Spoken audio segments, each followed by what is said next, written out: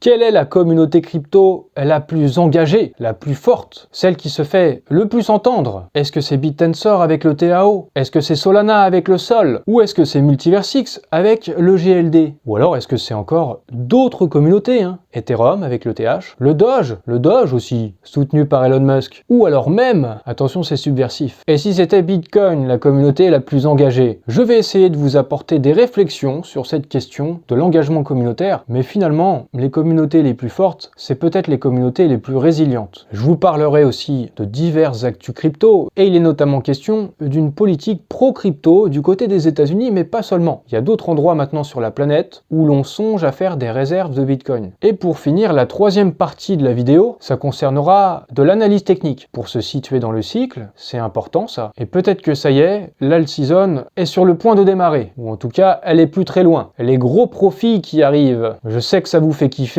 donc n'hésitez pas à partager votre bonheur en me mettant des likes, en commentant la vidéo, en vous abonnant à ma chaîne, en activant les notifications et en me suivant sur mes réseaux sociaux. J'investis dans les cryptos pour être riche dans le futur, paire de couilles dans le futal, ainsi soit-il, mon bitcoin est mon couteau. Je démarre en vous rappelant qu'il y a des promos avec Black Friday sur les clés Ledger jusqu'au 5 décembre. 70$ de BTC pour l'achat d'un Ledger Flex, moins 40% sur la Nano S Plus Colors, 40% aussi sur la Nano X Colors et moins 25% sur le Ledger Nano S Plus Matte Black. Donc ça peut revenir à 59€. Ça peut valoir le coup pour sécuriser ses cryptos. Je vous ai fait un tuto disponible sur ma chaîne YouTube. Je vous montre comment le configurer, comment ça fonctionne. C'est pas bien compliqué. Et si vous comptez acheter une clé Ledger, vous pouvez passer par mon lien de parrainage, ça me fera plaisir. Et je passe maintenant au sujet principal. Laquelle de ces communautés crypto est la plus forte et engagée? Les communautés les plus actives, qu'on entend le plus, qu'on voit le plus. Je vous ai proposé TAO, le Sol et le GLD. Principalement en tout cas, mais il peut aussi y en avoir d'autres, évidemment. Il y a Ethereum, il y a le Doge, et forcément il y a Bitcoin. On pourrait sûrement en citer encore quelques autres, mais c'est sûrement, en tout cas dans l'écosystème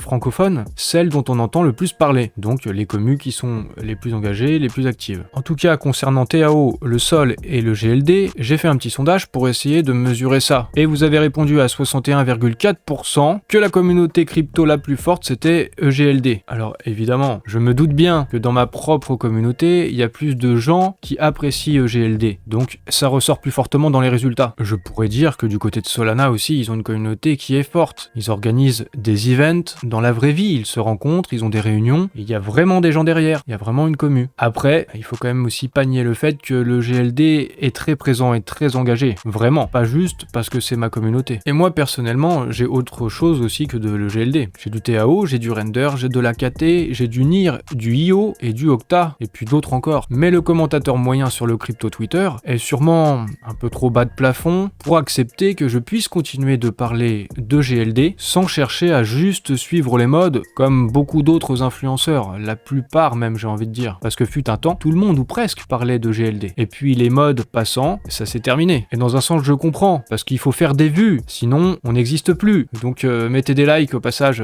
ceux qui font partie de ma commu, et puis ceux qui apprécient le contenu, et ceux qui apprécient les rimes aussi peut-être. Mais j'aimerais vous dire ceci, si le prix de GLD remonte, ils vous diront que j'en parle pour faire des statistiques, mais ils oublieront de vous dire que j'ai continué d'en parler, malgré un prix bas, j'en ai parlé pendant 3 ans, même quand ce n'était plus à la mode. Et c'est justement là qu'on reconnaît les communautés qui sont vraiment fortes et engagées. Pas quand tout va bien, pas quand le prix est haut, quand il y a la hype, quand c'est facile, mais c'est dans les moments difficiles, dans l'adversité, que l'on reconnaît aussi les communautés puissantes, et qui le seront d'autant plus quand tout ira mieux. Et d'ailleurs, j'ai eu un commentaire de Sacré qui n'est pas du tout un de mes supporters. C'est peut-être même un peu le contraire. Voici ce qu'il dit. Je ne sais pas qui est la plus forte ou la plus engagée, mais vous, les mecs de Multiversix, vous êtes les plus résilients, c'est une certitude. Avec tout ce que vous vous mangez dans la gueule, vous êtes toujours là. Oui, c'est quelque chose qu'on peut dire de Multiversix. Est-ce qu'on peut le dire de TAO? Pour l'instant, non. Il faudra voir dans le temps. En bear market, qu'est-ce qui se passera? Et pour Sol, le bear market n'a pas été trop long finalement. Peut-être aussi parce que la communauté est forte et très présente partout dans le monde. C'est une communauté bien plus grande et importante que le GLD à ce jour, par exemple. Alors évidemment, moi je parle beaucoup de Multiversix, vous l'avez remarqué sur ma chaîne. Mais il y a de nouveaux arrivants dans les cryptos et certains s'intéressent à Multiversix. Par exemple, j'ai eu ce commentaire de Sharebeck Sécurité. Il m'a dit qu'il avait quelques altcoins, mais il ne comprend pas vraiment quel est le rôle des altcoins par rapport à Bitcoin. Si on emploie le terme d'altcoin, c'est pour alternative coin, alternatif à Bitcoin. Il me demande quelles sont les utilités des altcoins, et en fait, on peut pas y répondre comme ça d'un coup. Ça demande de passer par tout un tas d'apprentissages finalement. Chaque crypto a ses spécificités, il y a des blockchains d'infrastructure avec des coins, et il y a des projets crypto qui peuvent se construire justement sur ces blockchains d'infrastructure, qu'on appelle aussi des écosystèmes. Et là, on ne parle plus de coins, on parle de tokens. Pour les nouveaux, il faudra apprendre toutes ces choses-là, et c'est pas évident. Sharebeck Sécurité, il s'est abonné à ma chaîne. Et en regardant mes vidéos, il a compris, forcément, que je parlais de Multiversix. Il m'a demandé qu'est-ce que c'était. Et bien justement, Multiversix, c'est une blockchain d'infrastructure, et je couvre l'actualité de cette blockchain. Mais ce que je lui recommande, et ce que je peux recommander à tous les nouveaux qui débutent, il faut qu'ils voient leur investissement sur du long terme. Vous arrivez à un moment où les prix sont hauts, ou vont le devenir. Ça dépend de quelle crypto on parle évidemment. Mais tout ça aussi, c'est des nuances à comprendre au fur et à mesure. Il faut commencer par apprendre le fonctionnement de l'écosystème crypto dans son ensemble, et c'est très risqué. Donc moi, ce que je recommande aux nouveaux, c'est de se concentrer sur Bitcoin principalement. Peut-être pas seulement Bitcoin, mais il est préférable, dans tous les cas, que l'investissement soit concentré surtout sur Bitcoin. Ça minimise le risque de faire des erreurs. Et il faut au moins être sous ce mode-là, je pense, pendant toute cette période d'apprentissage. Mais évidemment, je le sais aussi, quand on est nouveau, c'est pas ce qu'on a envie de faire. On veut spéculer, on veut faire de l'argent, on veut faire des multiples, et du coup, on va sur les altcoins, justement, autres que Bitcoin. Alors moi, pendant mes lives, c'est tous les jeudis, entre 18h, 19h, par là, les nouveaux pourront venir me poser des questions, et je pourrai répondre en fonction de leurs problématiques, pour essayer, du mieux que je peux, de les aiguiller. Et je compte aussi sur ma communauté, pour prévenir les débutants, pour qu'ils puissent peut-être éviter de faire certaines erreurs, mais les débutants devront faire aussi leurs propres erreurs. C'est aussi ça l'apprentissage. Je vous ai demandé si vous ne deviez conseiller qu'une seule crypto à un ami, ou du coup aussi à un débutant, à un ami qui débuterait. Ce serait quelle crypto? Eh bien moi, comme je viens de le faire dans les commentaires sur YouTube, si je ne devais conseiller qu'une seule crypto, ce serait Bitcoin. Pour sa décentralisation, sa résilience, la communauté qui est la plus forte, c'est Bitcoin. Et c'est aussi la crypto la plus crédible aux yeux du monde. C'est sur Bitcoin, au long terme, qu'il y a le moins de chances de se tromper. Et finalement, si on doit conseiller qu'une seule crypto, quel que soit le profil d'investisseur, le mieux c'est toujours Bitcoin. C'est là où il y aura le moins de choses à expliquer. Parce qu'avec d'autres cryptos, il y a des choses à comprendre, comme les cycles, c'est quoi les altcoins, c'est quoi un layer 1, c'est quoi un layer 2, etc., etc. Et en plus, ça intéresse pas les nouveaux de savoir tout ça. Ceci étant dit, que vous soyez nouveau, que vous soyez déjà confirmé, initié, je ne sais pas, mais qu'importe votre profil justement, méfiez-vous de ceux qui veulent vous enseigner la liberté financière, mais qui ne respectent pas la liberté d'autrui. Ça, c'est un manque de cohérence qui traduit une inconsistance dans le discours, dans les actes. Et c'est justement ce que je ne ferai pas. Finalement, je pense que chacun doit être libre, et je ne dirai pas aux gens ce qu'ils doivent faire, même si je peux leur conseiller certaines choses. Parce que pour moi, le principe de liberté est fondamental. Et maintenant que j'ai traité grosso modo ce sujet des communautés crypto, je passe à quelques actus. Des actus qui ont leur importance, comme Gary Gensler,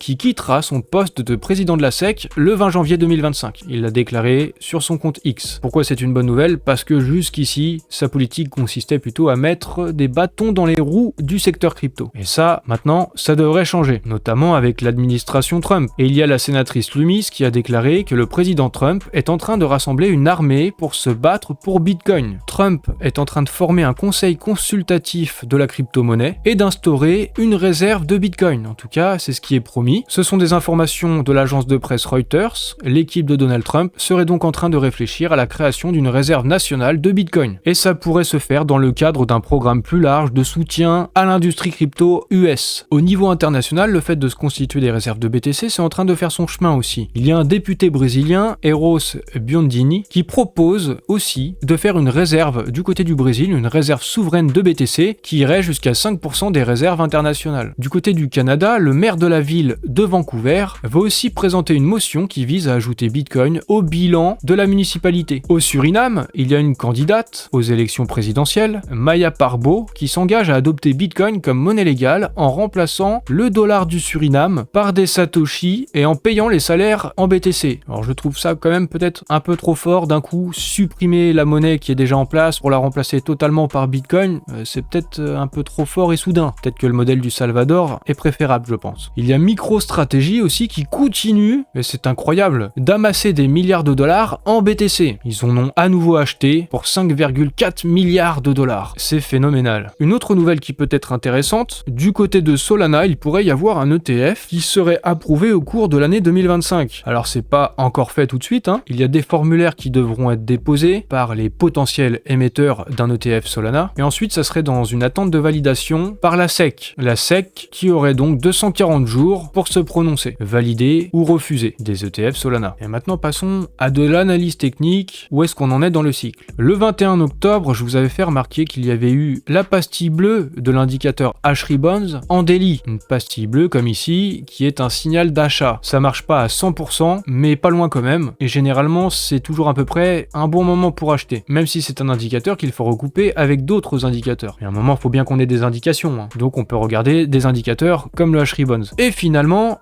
c'était pas trop dégueulasse la pastille bleue. À ce moment où j'ai fait mon tweet, le BTC était à 68 000 $, il allait jusqu'à 98, même 99 000 $. C'est une augmentation de 44% en l'espace d'environ un mois. Mais avec une hausse comme celle-là, forcément, il y a aussi une correction. Ça monte pas toujours, tout le temps, tout droit vers le haut. Des fois, ça retombe, même en période de bull run. Mais ça, c'est des choses normales. Il s'agit simplement d'une dynamique normale du marché. La hausse du prix devrait se poursuivre, mais chaque forte hausse nécessite une correction. C'est aussi quelque chose que les nouveaux vont devoir apprendre. Il y a de la volatilité et ça peut faire peur. Même dans un mouvement parabolique, même en bull run, on peut voir des crashs, même des très fortes corrections qui peuvent aller jusqu'à pas loin de 30%. Ça s'est passé au dernier cycle, sur l'année 2021, moins 28, moins 25, moins 16, moins 26. Et puis vient le moment où on est en bear market pour de vrai et ça remonte plus ensuite. Ça fait aussi partie des apprentissages. Mais en tout cas, à court terme, vu qu'on est plutôt au début de la phase parabolique, il y a peu de chances qu'on soit au moment du bear market. Très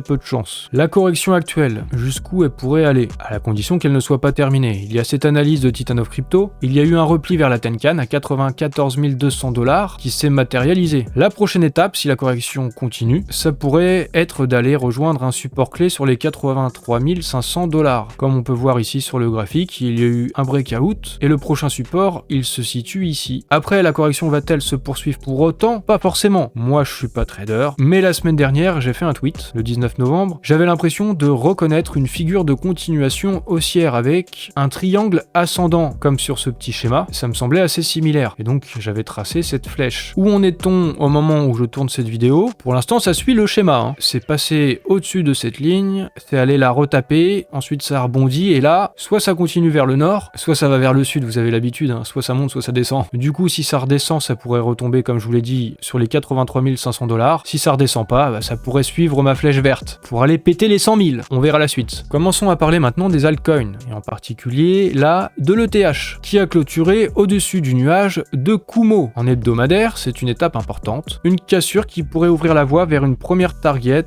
de 4100 $. L'ETH, justement, qui a montré des petits signes de force là ces derniers temps, comme avec ce tweet de CoinStats du 26 novembre, dans lequel il nous faisait remarquer qu'Ethereum poussait à 6,1%, alors que le BTC seulement 0,31%. Autrement dit, ETH qui surperformait le BTC sur une semaine. Et finalement, ça pourrait être le cycle classique des rotations de capitaux. Ça aussi, ça fait partie des choses à apprendre pour les nouveaux. C'est d'abord le Bitcoin qui surperforme, ensuite on passe à Ethereum, ensuite aux plus grosses capitalisations, et ensuite on parle vraiment d'alt season, et c'est l'ensemble du marché crypto qui en profite. Alors est-ce qu'on est déjà à l'alt season? Eh bien pas forcément. Quand j'ai fait ce tweet le 25 novembre, même si on s'en approche, on n'y était pas encore tout à fait, avec l'alt season index qui était à 51, et c'est quand on passe à 75 sur cette ligne bleue qu'on peut dire qu'on est en alt season. Et bien finalement aujourd'hui, le 28 novembre, ça continue de se réchauffer, et on est à 61 sur l'alt season index, comme nous le dit Monsieur TK. L'alt season semble donc proche. Trader Tardigrade nous montre qu'il y a des signes justement que l'alt season est venu, avec cette poussée en 3 points sur le BTC, c'est la BTC dominance, c'est quelque chose d'important à regarder, c'est la performance de Bitcoin par rapport à toutes les autres cryptos. Et jusqu'ici, elle n'a fait que monter. Ces derniers temps, elle montre des signes de faiblesse. Il y a une divergence baissière du RSI de la Bitcoin dominance, et la Bitcoin dominance aussi vient de créer un premier point bas plus bas que le dernier point bas. Ça, c'est les points hauts, un point haut plus haut, de plus en plus haut, et puis des points bas aussi qui étaient toujours de plus en plus hauts. Mais ce point bas là est plus bas que les derniers points bas. Et ça, c'est quelque chose d'assez fort. Alors, pour des nouveaux, ça paraît compliqué, mais c'est des choses à comprendre. Ça, c'est de la trendline haussière jusqu'ici de la BTC dominance. Si on la casse, si on casse cette ligne, c'est a priori le signe qu'on est en train de passer en alt season. Et que se passe-t-il justement? Je suis sur TradingView, on va zoomer un petit petit peu, je suis en daily, et on se rend compte que cette trendline, elle est peut-être en train de péter en ce moment même. Alors je vais regarder ça en hebdomadaire. On a donc maintenant des bougies hebdomadaires, et en hebdo, on n'est pas sûr en fait. Vu que la semaine n'est pas terminée, la Bitcoin dominance peut remonter, et finalement, ne pas casser la trendline. Ça encore, ça fait partie des petites nuances qu'on apprend au fur et à mesure en se faisant son expérience dans le marché crypto. Je vais maintenant la regarder en mensuel. En mensuel, la trendline tient toujours, et elle pourrait continuer de monter. Donc finalement, c'est dur à dire. On va la regarder en bougie annuelle. En bougie annuelle, j'enlève ma trendline. On s'en fout, c'est plus ça qu'il faut regarder. Ce qu'il faut regarder, c'est ce qui s'est passé ces dernières années. On a eu une alt season en 2017. Cette grande bougie rouge, c'est Bitcoin qui sous-performe le marché crypto. C'est donc une alt season. C'est les altcoins qui performent mieux que Bitcoin. Mais derrière, il y a 3 années pendant lesquelles c'est Bitcoin qui surperforme. Et il vaut mieux être positionné sur Bitcoin. D'où ce conseil pour les nouveaux de recommander Bitcoin. En 2021, rebelote. C'est une alt season. Les alts surperforment mieux que BTC. Ensuite, à nouveau, 3 bougies vertes,